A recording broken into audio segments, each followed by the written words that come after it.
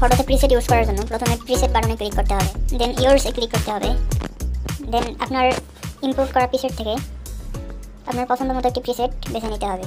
তো আমার বেছে নেওয়া হয়ে গেল। এবার চেক মার্কে ক্লিক করব, দেন এডিট বাটনে ক্লিক করতে হবে, দেন কালারে ক্লিক করতে হবে, দেন কালার আইকনে ক্লিক করে অরেঞ্জ সিলেক্ট করে নিয়ে লুমিনেস একটু বাড়িয়ে নিতে হবে, দেন ডানে ক্লিক করতে হবে, দেন টিন্ট একটু বাড়বে, দেন ডিফারেন্স একটু বাড়বে, দেন লাইটে ক্লিক করতে হবে, এক্সপোজার একটু বাড়িয়ে নিতে হবে, দেন ইফেক্টে ক্লিক করে ভিগনেটে ক্লিক করে এমনটা আরও একটু কমিয়ে নিতে হবে। তো হয়ে গেল আমাদের এডিটিং বিফোর অ্যান্ড আফটার।